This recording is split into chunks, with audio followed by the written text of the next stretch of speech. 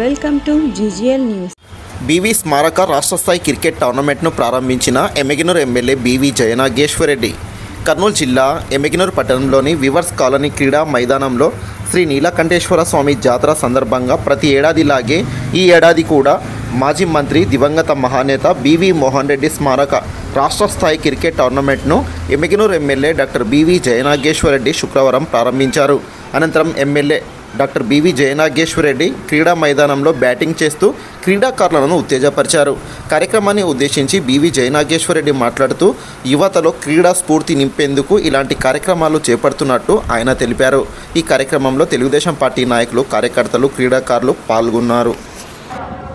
నేను అత్యంత కష్టంగా ఆ రోజుల్లో నేను ఎమ్మెల్యే కాకముందే 2013 దాదాపుగా 13 ప్రాంతంలో ప్రారంభించినటువంటి ఈ టోర్నమెంట్ ఒక ఆలోచన ఈ ప్రాంతంలో ఉండేటువంటి క్రీడాకారులు ఎవరైతే ఉన్నారో, క్రికెట్ అభిమానులు ఎవరైతే ఉన్నారో, మట్టిలో మాణిక్యాల లాంటి బ్రహ్మాండమైన టాలెంట్ ఉన్నటువంటి వ్యక్తులు ఉన్నటువంటి ఈ ప్రాంతంలో ఒక టోర్నమెంట్ ద్వారా క్రీడల్ని ప్రోత్సహించాలా, దానికి ఎప్పుడు కూడా మన ఎమ్మెల్యేలో అత్యంత వైభవపేతంగా ప్రతి ఒక్క కుల మతాలకు అతీతంగా జరుపుకునేటువంటి నీలకంఠేశ్వర స్వామి జాతర, ఆ జాతర సందర్భంగా నిర్వహించాలని చెప్పి ఆ రోజు ఒక ఆలోచనతో మొదలుపెట్టాం.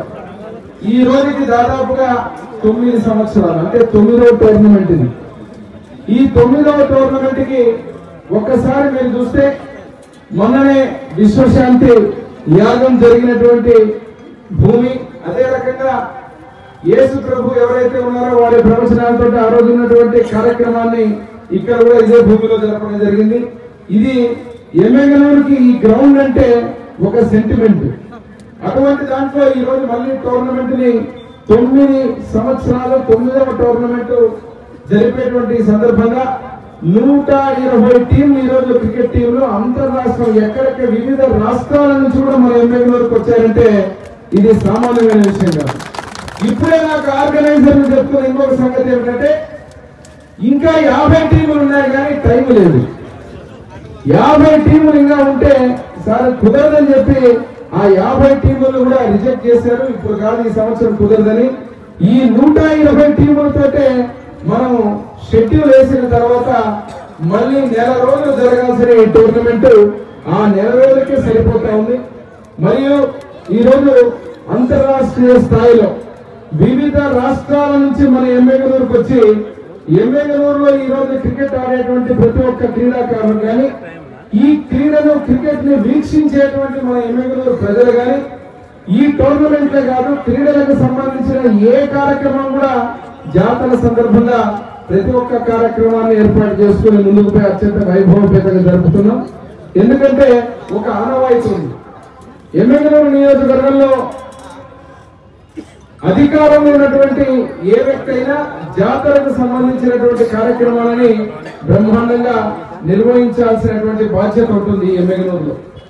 గతంలో కూడా ఎద్దుల పందాలు కావచ్చు, బండలాగులు కావచ్చు, ఇంకే కార్యక్రమం కావచ్చు, అందరి ఎమ్మెగనూరు ప్రజల సహకారంతో ప్రతి ఒక్కరితో కార్యక్రమాలు ఏర్పాటు చేస్తాం. కానీ క్రికెట్ టోర్నమెంట్ మాత్రం ప్రత్యేకంగా ఇది నా తండ్రి గారి స్మారకార్థం చేసే కార్యక్రమం ఇది. దీనికి సంబంధించి వ్యక్తిగతంగా నా నుంచి, నా నిధుల దగ్గర నుంచి ఇచ్చేటువంటి కార్యక్రమం. దీనికి ఏదైతే ఉన్నా మొట్టమొదటి నుంచి కూడా ఆ రోజుల్లో అధికారం లేకపోయినా కూడా నిర్వహించిన కార్యక్రమం ఇది.